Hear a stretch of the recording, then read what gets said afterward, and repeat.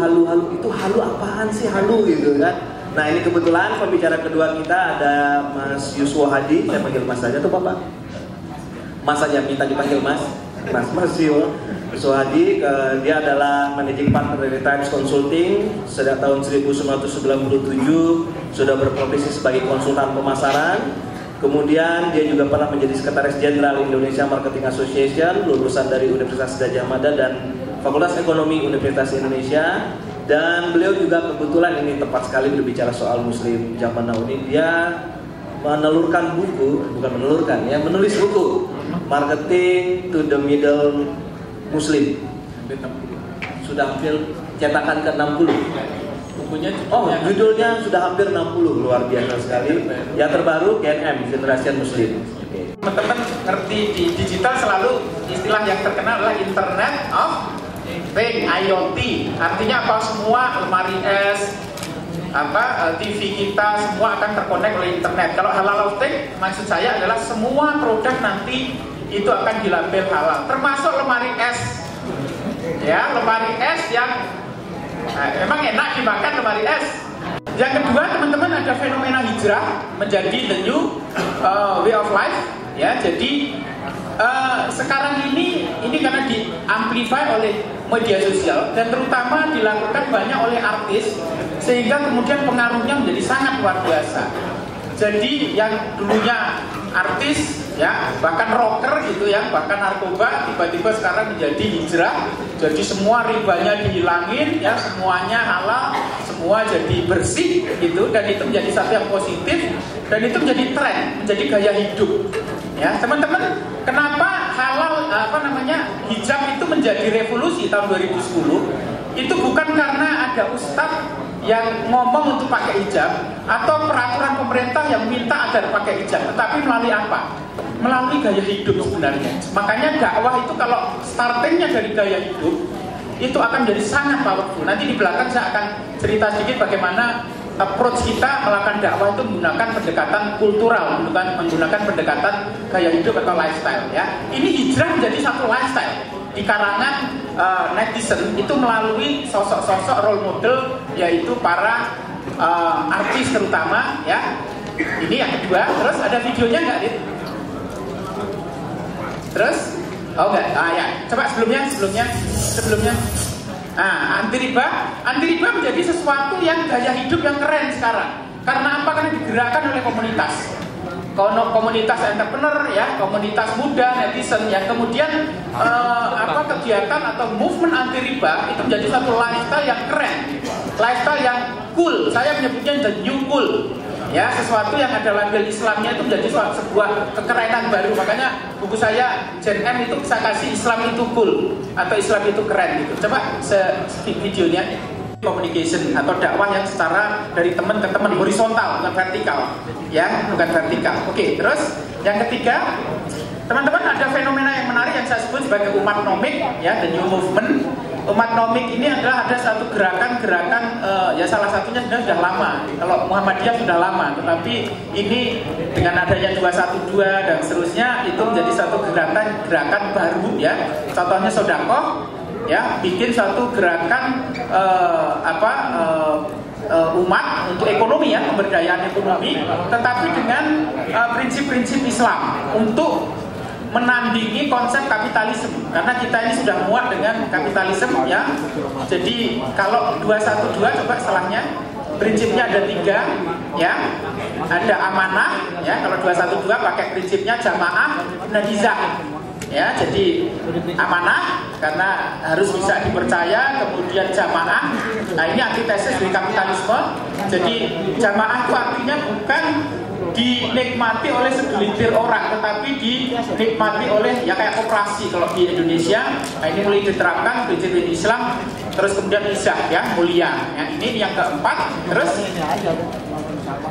berikutnya adalah fenomena pendidikan Islam itu menjadi sesuatu banget gitu ya. Karena kalau dulu yang dicari skor internasional itu fisikanya hebat, matematikanya hebat gitu. Tapi sekarang mama-mama muda milenial itu pengen anaknya nggak cuma jago fisika, nggak pengen cuma jago matematika, tapi jago juga baca Qurannya, jago Islamnya gitu. Makanya kemudian justru SD Islam terpadu itu yang justru lebih laku ketimbang SD yang umum gitu. Jadi sekarang tiba-tiba SDIT itu menjadi satu pilihan yang sangat menarik bagi mama-mama milenial Muslim ya. Itu ini makanya ini satu paradigma baru parenting ya. Mama-mama muda Islam milenial ini mulai memilih sekolah yang ada unsur akhlaknya. Jadi nggak cuma sains, nggak cuma ilmu, tetapi juga akhlaknya. Ini menjadi satu tren di Indonesia, terutama di kota-kota besar, di Jakarta, di Bandung, di Surabaya dan seterusnya. Apa yang saya sebut hipster, teman-teman? Kalau sekarang ada istilah namanya hipster. Hipster itu adalah orang yang selalu kalau ada iPhone baru dia paling belinya yang pertama, kalau ada hijab paling baru dia yang pertama gitu. Nah, hipster itu menjadi istilah global sekarang adalah Muslim hipster. Ya, Muslim hipster. Ya, kayak begini kira-kira. Jadi liburannya ke luar negeri ya duitnya banyak. Terus kemudian tapi zakatnya juga kuat gitu ya. Jadi imbang antara faith sama fun ya. Coba setelahnya. Nah, sosok-sosoknya kayak gini ya, kayak Muzamil ini adalah role model dari hipster ya. Muzamil dia pinter, kuliah di ITB, tetapi bacaan Qurannya juga merdu sekali sampai mbak-mbak sampai kelepek-kelepek ya. Kemarin pada waktu nikah katanya hari patah hati nasional ya katanya ya. Jadi sosok-sosok kayak gini ini justru yang diikuti oleh generasi milenial gitu. Malah bukan ustadz yang tua-tua, mohon maaf gitu ya. Jadi justru yang muda-muda begini justru yang dia, apalagi ini suaranya merdu luar biasa ya. Kalau adzan, kalau baca Quran itu luar biasa sehingga dia digilain oleh para hipster yang mbak-mbak gitu. Kira-kira begitu ya. Ini namanya hipster ya. Muslim hipster ya. Oke, terus kayak begini nih. Yang ketujuh adalah saya sebut ini cara saya bikin istilah macam-macam nih. Ada Muslim itu adalah Muslim citizen yang di digital ya. Dia lifestyle-nya mulai ke arah digital. Jadi belanjanya mulai ke Bukalapak ya. Terus kemudian baca Qurannya juga pakai handphone dan seterusnya. Coba setelahnya ya, mereka bisnisnya juga pakai bukan lagi di ruko tetapi itu di platform marketplace ya. Kalau liburan itu pakainya halal trip. Jadi sudah nggak pakai travel agent, sudah nggak pakai gitu. Jadi pakainya halal trip ya. Terus kalau dia cari ngumpulkan zakat pakainya Kita Bisa. Ya, kalau ngumpulkan zakat pakainya platform namanya Kita Bisa. Bahkan kalau ta'aruf itu pakainya digital Pak. Sekarang sudah ta'aruf itu sekarang sudah pakai apps ya. Kalau di dunia yang paling top namanya Minder ya, Minder itu yang di kiri ya. Itu tempat di mana ta'aruf bisa dilakukan dengan cara menggunakan platform digital ya. Jadi ketemunya pakai apps gitu ya. Bisa dari satu negara atau dari antar negara juga bisa ya. Ini artinya apa? Artinya Muslim zaman now itu mulai bergeser gaya hidupnya ke arah semua serba mulai digital. Filmnya coba. Karena Muslim itu sudah sangat digital. Muslims share some common bonds and values that companies can tap into. And because 2/3 of them are under 30, tech startups are rushing to cater to these phone-addicted millennials. The biggest slice of the pie is Islamic finance. It must comply with Sharia by observing investment ethics. Ya, nanti lengkapnya bisa lihat di e-book ya, ada di e-book yang tadi di Bitly. Tapi untuk rangkuman dari melihat perilaku konsumen tadi, saya mengusulkan ini kan temanya dakwah digital. Jadi kira-kira pendekatannya seperti ini, ada 3 teman-teman. Yang pertama adalah secara konten ya, dakwah kita mesti harus arahnya ke secara konten mesti harus berisi universal goodness. Memang harus moderat, nggak bisa terlalu ekstrim ya. Dan menempatkan Islam itu sebagai rahmatan lil alamin. Halal itu bagus tidak hanya untuk kaum muslim aja, untuk semua umat manusia itu bagus. Riba itu nggak hanya bagus untuk muslim saja, tetapi juga bagus untuk semua umat. Jadi apa-apa aturan Islam itu sesungguhnya bagus bukan hanya untuk kaum muslim tapi untuk seluruh alam semesta. Makanya kita mestinya dakwah kita mengarahnya adalah ke menempatkan Islam sebagai universal goodness atau sebagai rahmatan lil alamin. Itu dari sisi konten, karena kalau kita dakwah itu selalu elemennya 3, yaitu konten, konteks, dan community. Dari sisi konteks itu adalah saya tadi katakan pendekatannya menggunakan pendekatan lifestyle, ya. Itu sudah terbukti di halal dan hijab, ya. Hijab itu sukses, ya. Adopsi hijab di Indonesia sukses luar biasa. Itu bukan karena regulasi, bukan karena ustadz atau MUI ngasih fatwa, bukan. Gak ada fatwa UI. Tetapi kenapa seluruh Indonesia tiba-tiba mbak-mbak itu pakai hijab? Itu karena pengen keren, karena lifestyle. Dan gaya hidup muslim itu sekarang menjadi keren. Gaya hidup halal, gaya hidup anti riba, gaya hidup hijabers, ya, gaya hidup entrepreneur muslim itu keren di Indonesia. Sehingga kita menggunakan pendekatan itu untuk melakukan dakwah, ya. Itu yang kedua. Terus kemudian yang ketiga, teman-teman menggunakan pendekatan peer to peer. Saya menyebutnya peer to peer itu horizontal, bukan vertikal. Kalau vertikal itu gurui, tetapi kalau horizontal itu dari teman ke teman. Dari teman ke teman melalui Facebook, melalui YouTube, melalui Instagram. Ya, hijab itu bisa menjadi sebuah fenomena itu karena fenomena revolusi yang luar biasa. Karena apa? Karena pendekatan yang peer to peer tadi, ya, dari teman ke teman, dari mulut ke mulut atau word of mouth. Ya, pendekatannya seperti itu, ya. Jadi kemudian di tengahnya di enable pakai digital. Jadi kuncinya 3. Yang pertama universal goodness, rahmatan lil alamin. Yang kedua adalah pendekatannya gaya hidup muslim yang makin keren. Terus kemudian yang ketiga adalah pendekatan peer to peer communication atau pendekatan community atau pendekatan dari bottom up, dari teman ke teman. Saya kira itu. Wassalamualaikum warahmatullahi wabarakatuh. Masuk ke pembicara ketiga, yaitu kita bicara soal tantangan Muhammadiyah yang sangat luar biasa untuk dakwah di era milenial ini. Kepada Prof. Dadang akan membawakan makalah dengan judul Konvergensi Media, Dakwah Pencerahan pada Komunitas Virtual. Warahmatullahi wabarakatuh. Alhamdulillah, wassalatu wassalamu ala Rasulillah, wala haula wala quwata illa billah. Bapak Ibu dan hadirin sekalian, saya lahir tahun 52. Jadi generasi baby boomer. Kenapa disebut generasi baby boomer? Pada waktu itu kelahiran tidak dikendalikan. Saya sendiri 13 orang, 2 kakak beradik. Berbeda dengan zamannya sekarang. Kalau ini teman-teman yang hadir ini kelahiran tahun 70-an. Itu disebut keluarga generasi Z. Sedangkan generasi milenial mulai tahun 80 sampai tahun 2000. Yang generasi post milenial adalah tahun 2000 sampai hari ini. Jadi cukup perbedaannya sangat luar biasa. Saya mengenal istilah dunia maya, internet itu sudah jadi ketua PP Muhammadiyah. Kebetulan saya ditugasi oleh ketua umum untuk membidangi pustaka informasi. Ya, yang sekitar ini yang seperti Bapak saksikan dari awal sampai akhir mengenai perkembangan internet dan lain sebagainya.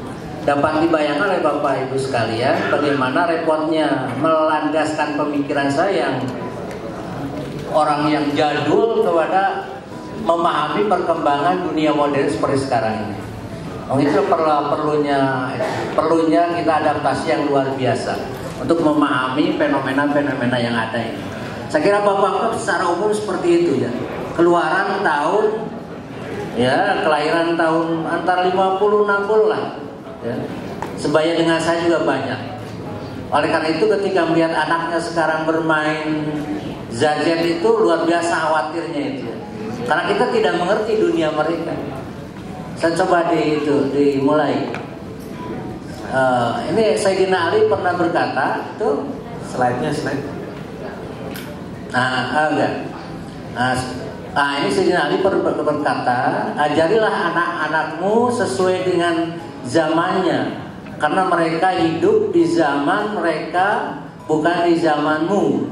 Sesungguhnya mereka diciptakan untuk zamannya, sedangkan kamu diciptakan untuk zaman kamu.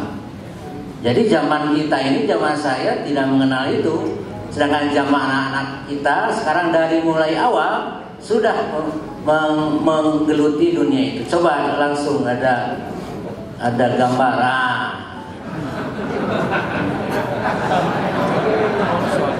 Sejak lahir anak kita sudah mengenal tentang hal ini. Oleh karena itu tidak aneh sekarang umur 5 tahun sudah bisa mainkan video. Mulai YouTube itu sudah bisa bermain gitu. Cucu saya sekarang itu sudah mulai bermain di YouTube. Pada umurnya baru 6 tahun dia sudah disorting oleh ayahnya, dan alhamdulillah viewernya sampai puluhan ribu viewernya. Dan itu katanya kalau sampai 100.000, 200.000 bisa mendatangkan iklan yang Bapak tadi sebutkan, dan itu akan mendatangkan uang. Sekarang anak-anak umur 10 tahun kalau dia bisa bermain ternyata banyak, itu bisa mendatangkan uang yang banyak. Inilah Ibu dan Bapak sekalian tantangannya harus kita hadapi. Lanjut.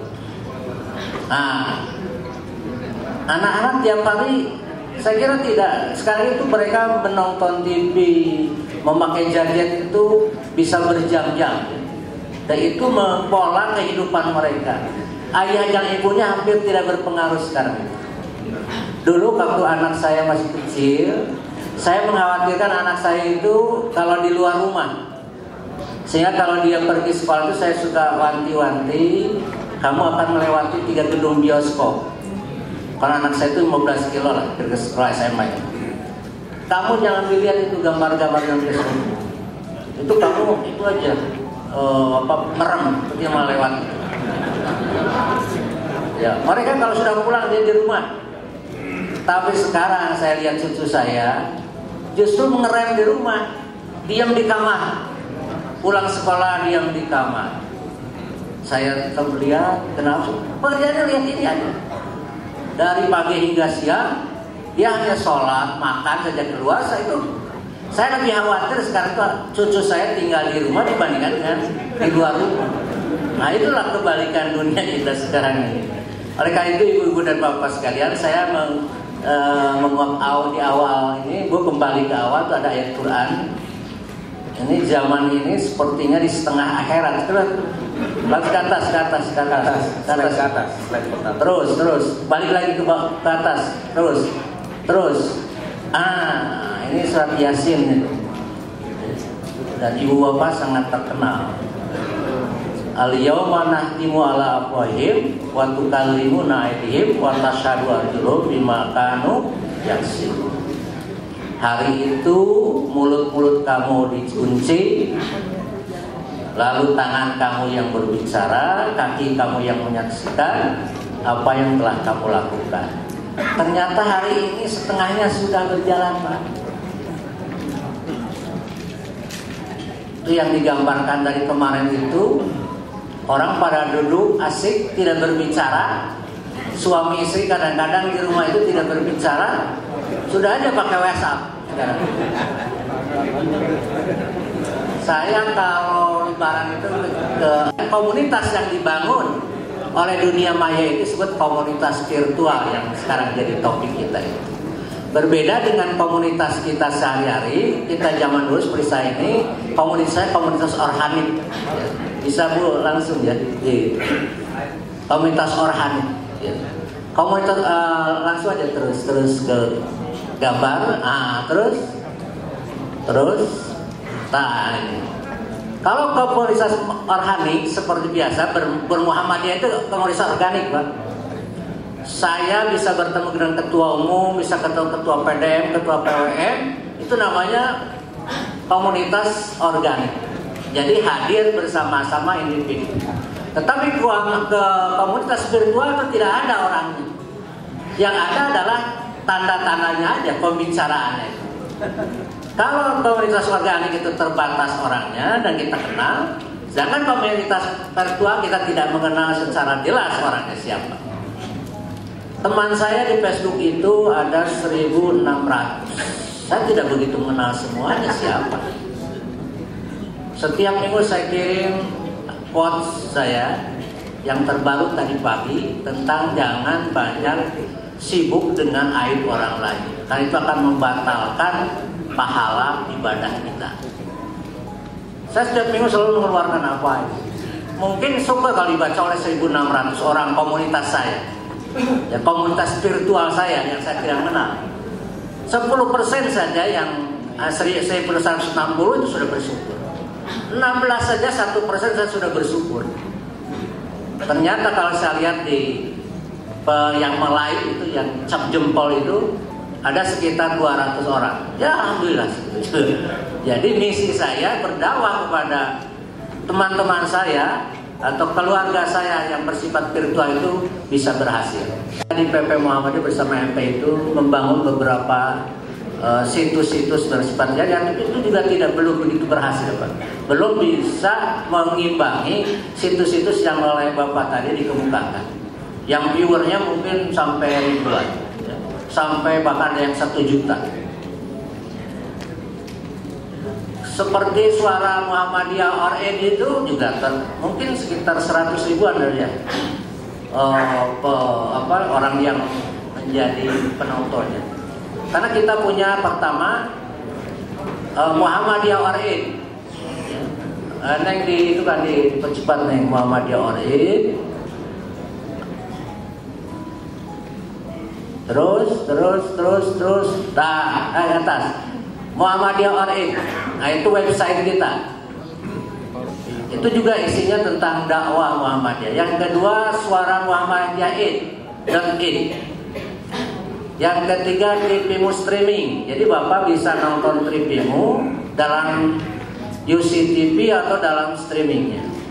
Yang ketiga, radiomu via streaming. Yang keempat, Move On. Nah, ini yang seperti itu.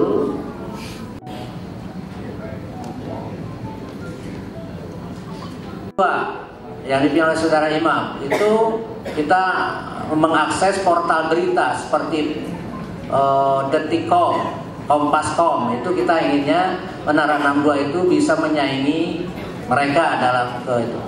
Juga kita PWFU ya, PWU.com, terus PW Jateng. Belum cukup Bapak Ibu sekalian, sebab penontonnya belum menjadi seperti yang dikatakan tadi mempengaruhi kehidupan mereka. Saya ingin semua orang ini, semua daerah, semua wilayah mempunyai media-media digital seperti itu. Tujuannya ya kemarin TVmu itu masih mencari ustadz-ustadz untuk pengisi ceramah agama yang merasa kekurangan, dibutuhkan 25 orang umpamanya setiap bulan itu. Ternyata masih sulit karena orang-orang kita itu lebih senang dakwah secara organik dibandingkan dengan dakwah secara virtual. Adaptif terhadap perkembangan zaman, mengembangkan komunitas virtual harus dimulai dengan penyediaan sarana dan prasarana, diantaranya dengan digitalisasi dakwah Muhammadiyah. Itu yang sangat kita perlukan.